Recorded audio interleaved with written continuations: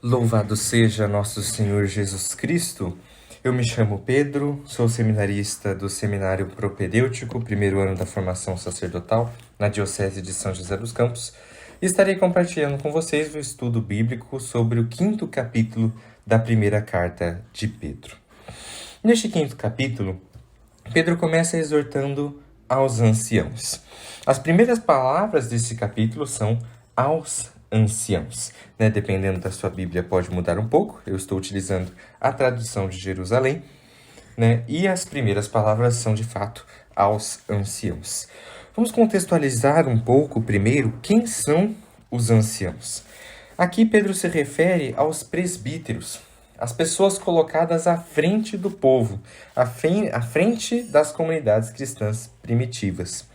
E logo depois de convocar, de dizer que é aos anciãos, Pedro diz: exorto eu, que sou ancião como eles e testemunha do sofrimento de Cristo. Em toda a carta, Pedro colocou Cristo como referência, e ele sempre coloca Cristo como referência porque Cristo é o centro.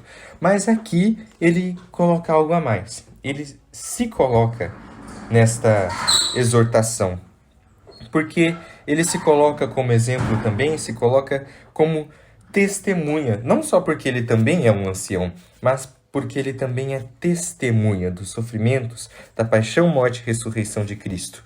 E é interessante notar a palavra que ele usa no original em grego deste texto, que ele usa a mesma palavra que dá origem à palavra martírio, que é a palavra grega mártir. Eu que sou mártir dos sofrimentos de Cristo. É isto que esta palavra que é traduzida como testemunha. Depois disso, de se dirigir aos anciãos, dizendo que ele é um ancião, que ele é testemunha dos sofrimentos de Cristo, tem uma palavra que é essencial, que é o centro dessa exortação aos anciãos, que é a palavra apacentai. Aqui Pedro ele remete ao apacentar, que é a atitude de um pastor. Apacentar é o que faz um pastor com suas ovelhas. E ele remete àquela imagem do Antigo Testamento de que Deus é pastor, como a gente vê no Salmo 22, o Senhor é o pastor que me conduz e não me falta coisa alguma, mas principalmente a imagem de Cristo como bom pastor, o pastor eterno das ovelhas do rebanho de Deus, que o próprio Cristo se diz pastor. E quando ele diz aos anciãos, apacentai, nessa única palavra ele remete a tudo isso. Apacentar como Deus, apacentar como Cristo é bom pastor. E ensinando como apacentar, exortando a como apacentar, Pedro dá um exemplo negativo e o como deve ser.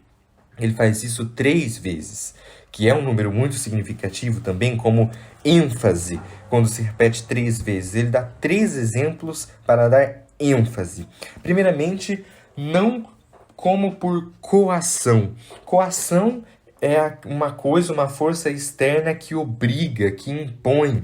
Mas Pedro diz não por coação, não como obrigado, mas livremente, por livre vontade, como Deus o quer. Depois, sem ganância, não por torpe ganância, não querendo, como alguns dizem, a lã e o leite das ovelhas, mas sem se preocupar com a ovelha. Não por ganância, mas com devoção àquele rebanho, a cada ovelha em particular.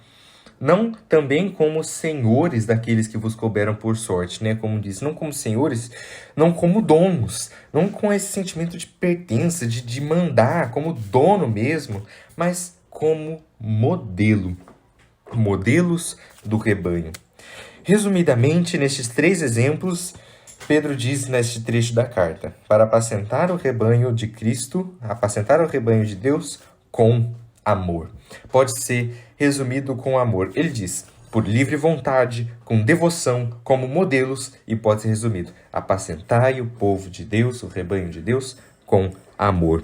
Como Jesus amou, né? E quando nós lembramos de apacentar como Jesus amou, aí nós voltamos no texto do bom pastor, da parábola do bom pastor, que Jesus diz, eu sou o bom pastor, que dá a vida pelas suas ovelhas. E com isso, quando Pedro diz para apacentar com o amor de Jesus, Jesus que é amor, também para dar a vida pelas suas ovelhas. E a gente volta no que Pedro falou aqui no começo. Exorta aos anciãos que estão entre vós, eu que sou ancião com eles, e testemunha. Qual que é a palavra do grego? Mártir.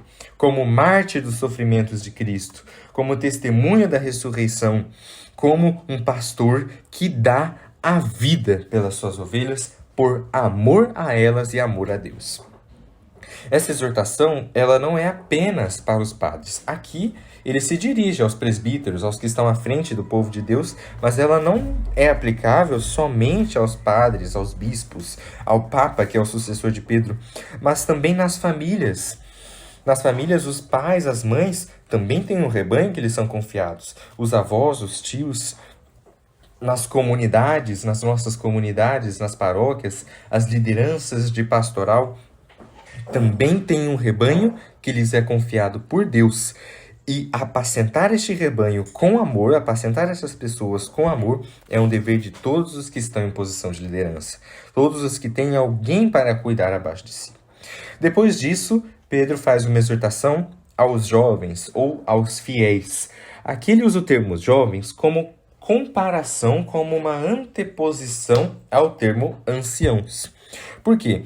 Jovens não necessariamente significa que são só pessoas mais novas, mas são todos aqueles que não são anciãos. E aqui volta o tema de sujeitar-se, né? Ele até utiliza essa palavra, vós jovens, sujeitai-vos aos anciãos. Mas veja, essa exortação tanto não é só para os jovens, porque ela é para todos. O centro não está no sujeitai-vos aqui, mas principalmente no revesti-vos todos de humildade em vossas relações mútuas. O principal aqui é a humildade que todos devem ter. Por quê? Pedro diz que todos precisam se fazer humildes. Ele diz, humilhai-vos sob a mão poderosa de Deus. E todas as pessoas perto da mão poderosa de Deus, perto do Senhor, nós somos pequenos. Então nós devemos nos fazer pequenos, devemos ser humildes. Esse humilhai-vos é ser humilde. E porque diante de Deus, todos somos nada. Devemos lançar sobre Ele a nossa preocupação, ter os nossos olhos fixos nele e, olhando para Deus, sermos humildes, tanto perante Deus quanto perante os homens.